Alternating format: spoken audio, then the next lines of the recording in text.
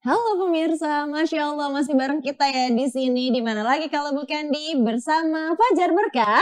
Pasti berkah. Dan di sini udah nyiapin juga nih pertanyaan-pertanyaan pastinya mau Yuda, mau Tiara, apalagi Tiara nih udah bersiap mau curhat katanya ya. Wah. Iya, kayak gimana? Emang kenapa? Emang kenapa? Sabar pengen curhat bareng Pak Ustadz gitu kan. Iya, Tadi pemirsa sempat ngebahas mengenai kucing ya. Dan kebetulan saya itu adalah pecinta kucing gitu ya. Kita sambil berkonsultasi. Nih Pak Ustadz, dimulai dari sekarang nih. Oke. Ini Pak, saya tuh pernah mimpi buruk jadi keinget pada episode sebelumnya. Jadi saya tuh kayak di suatu tempat di mana di sana tuh ada mayat yang mengerucut jadi kecil, Pak. Terus mayatnya tuh banyak banget. Saya ke sana ada mayat, saya ke sini ada mayat gitu, Pak. Terus nggak lama intinya mayatnya berbentuk pocong gitu ya, Pak. Terus nggak lama saya tuh ketemu dengan satu mobil yang di mana ada orang-orang dan mayat juga. Nah, saya ikut sama orang-orang itu. Pas kita berhenti di suatu tempat untuk pipis gitu ya, buang air kecil Pak Ustadz. Nah, tidak tahu kenapa tiba-tiba ada laki-laki yang dia itu dengan tidak sopan kencing ke saya Pak Ustadz dan kecipratan gitu. Nah besoknya kucing saya hilang Pak Ustadz. Apakah itu adalah kan kalau mimpi buruk kan karena izin juga gitu kan? Iya Pak, gimana tuh sampai galau nangisnya 7 hari 7 malam. Waduh, Ustadz, mohon maaf ini. Saking sayangnya ya sama kucingnya ya. Ya jadi yang pertama mimpi jumpa dengan mayit ya.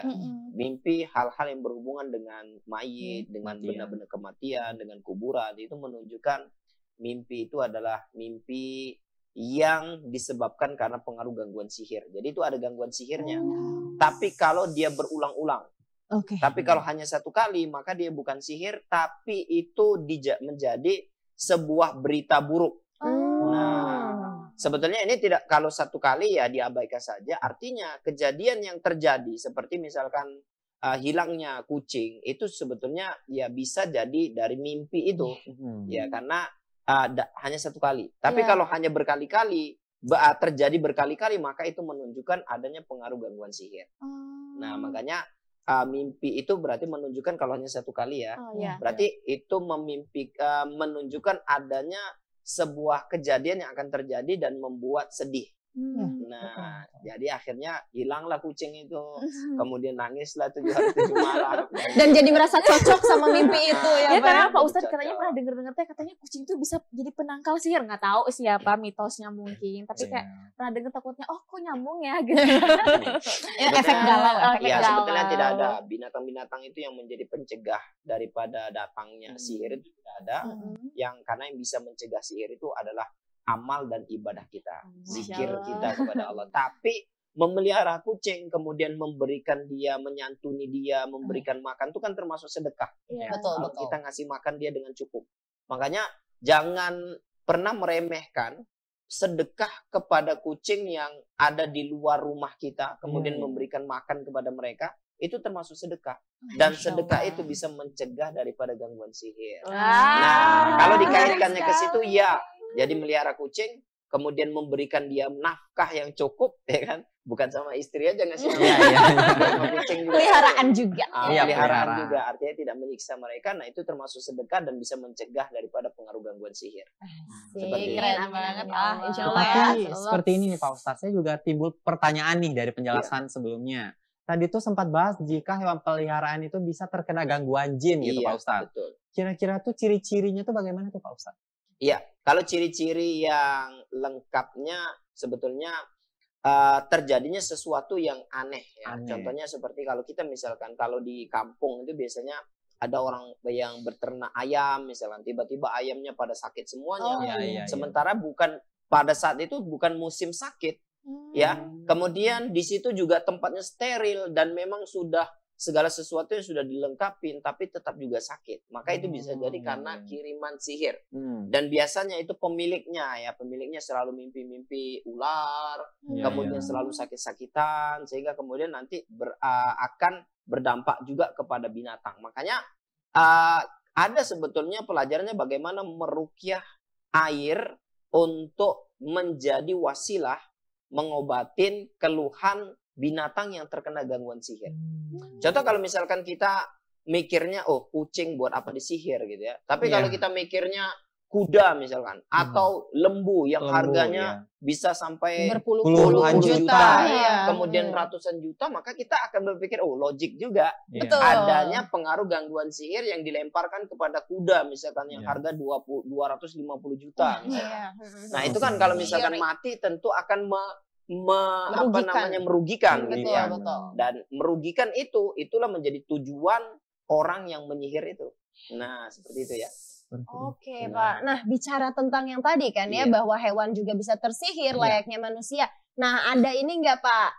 Ada rukiahnya juga nih enggak gitu. Dan emang ini nih kebetulan nih udah bisa dilihat nih di depan kita nih ada produk yang bisa membantu sudah pastinya. Nah, ini bisa digunakan ke hewan juga kah atau misalnya manusia saja gimana, Pak? Iya, bisa. Jadi seperti minyak wangi kasturi ini bisa juga untuk hewan. Jadi kalau misalkan indikasinya ada pengaruh gangguan sihir pada binatang peliharaan kita, maka ketika memandikan dia bisa diteteskan 2-3 tetes minyak wangi kasturi. Kemudian Anda bacakan Al-Fatihah, Al-Ikhlas, Al-Falaq, An-Nas, kemudian dimandikan. Gitu juga misalkan kalau itu kan kucing, kalau misalkan binatang ternak yang lebih besar seperti misalkan kita melihara kerbau atau melihara lembu atau melihara kuda, maka kita mandikan kepada mereka. Itu pertama. Kedua, bisa juga diminumkan. Jadi siapkan air untuk dia minum, kemudian bacakan Al-Fatihah, Al-Ikhlas, Al-Falaq, sama An-Nas masing-masing 3 kali, kemudian diminumkan. Nah, bisa ikhtiar dengan ini. Ya, herbal yang sudah dibacakan dengan ruqyah. Atau madu yang sudah diruqyah. Dituangkan 2-3 tetes, 2-3 sendok misalkan, dicampur di air, kemudian diminumkan. Maka insya Allah itu dapat mengobati atau melemahkan pengaruh gangguan sihir yang ada pada binatang peliharaan kita yang terkena gangguan sihir. Masya Allah sekali ya. Ternyata selain bisa digunakan pada manusia, juga ini bisa digunakan pada hewan ternak kita. Hewan peliharaan. Hewan peliharaan juga bisa. Wah, ini luar biasa banget. Dan binatang itu bisa terkena ain. Ain juga bisa juga, Pak. Binatang itu bisa terkena ain, kendaraan bisa terkena ain. Kalau ada orang yang melihat binatang kita kemudian dia ada iri dan dengki, itu bisa sakit binatangnya. Dan bagaimana cara ngobatinya? Dengan air yang sudah dibacakan dengan ayat ruqyah syariah.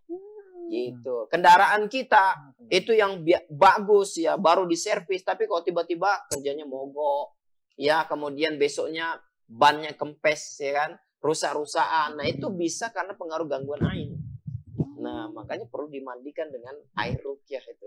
Kalau barang-barang pribadi gini, Pak Ustaz, kayak handphone, laptop itu juga bisa terkena. Kamu mau mandiin? Enggak, bukan. Pertanyaannya kok. Karena kendaraan ya. Tapi memang betul handphone juga bisa terkena Tuh air. kan, bisa. Contoh kita baru beli iPhone 14 Pro Max. Waduh. Kemudian kita bawa ke kampus, kemudian ada teman kampus yang pengen beli tapi nggak bisa.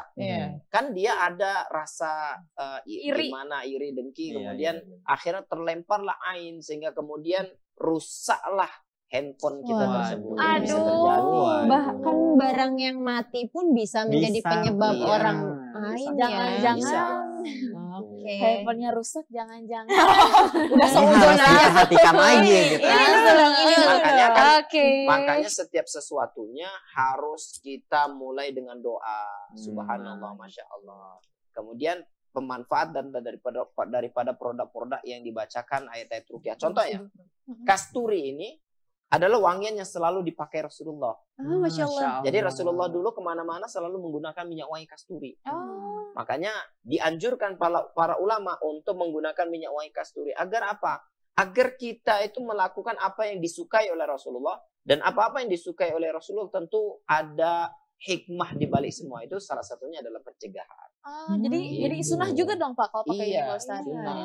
Nah kalau yang untuk perempuan ada yang ini kan? Ada yang biru gitu. Ampun. Ih ungu lagi. Itu lucu-lucu nih ungu.